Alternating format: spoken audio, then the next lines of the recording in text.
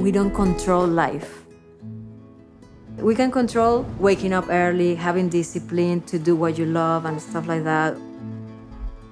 But then how it's gonna take you somewhere, that's something that that is the magic of life.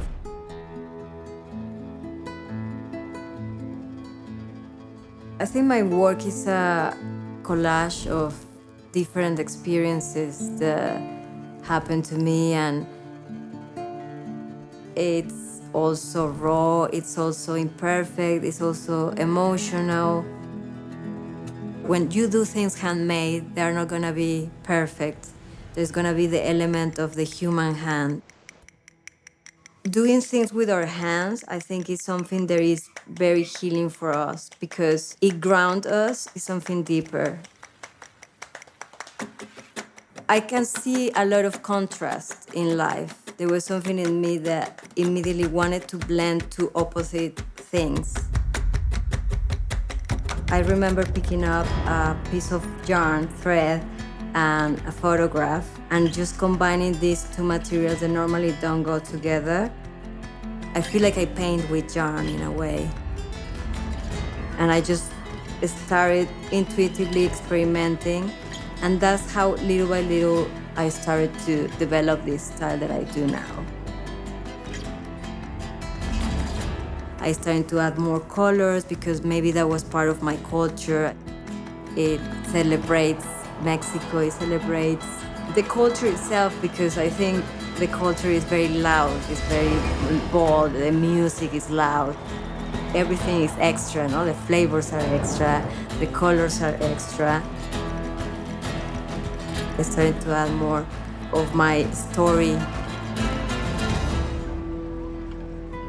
I remember when I was a kid, I always liked to do creative things. People in small towns or even here in the city, they always decorate things. And I just remember being surrounded by that constantly.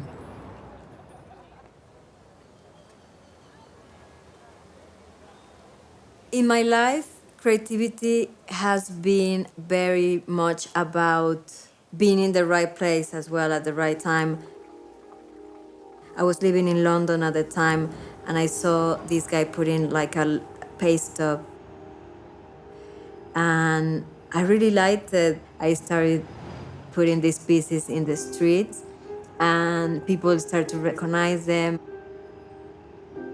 By me just looking at him influenced me putting these pieces on the streets.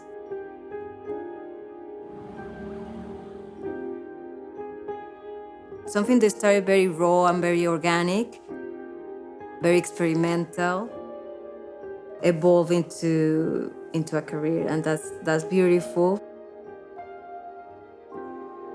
Sometimes we think that to change the world we need to do something very big. But for example, this guy was just doing his own thing, what he loved, changed my life, for the better. Through life and through experiences, you start to understand more of who you are, and you start to understand more of the things that you want to share and the things that you really resonate with your soul.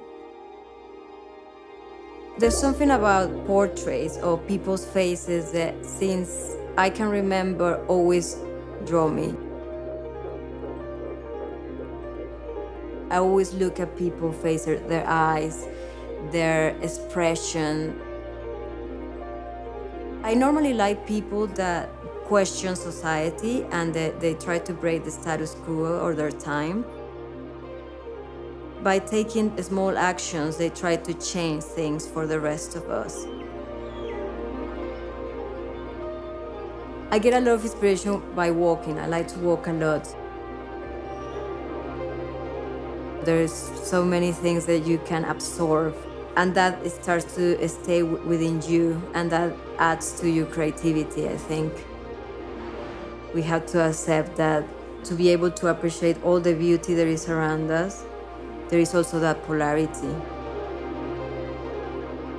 The beauty about art is there is less resistance, because art is not going to change the world in the sense of policies change the world, you know? But art is kind of like a bridge that people don't put resistance. People can be more open. That's something that I also like to do in my work, to explore that even if I know that maybe it's not gonna change things in an instant way, but at least it starts to open that door or maybe create that conversation. Because I learned that you need to allow life as well to guide you in a way, not to interfere too much, because that's more the ego saying that you should be doing this. I think I'm quite imperfect in different ways, but I'm trying to become a better person as well in my art and as a human being.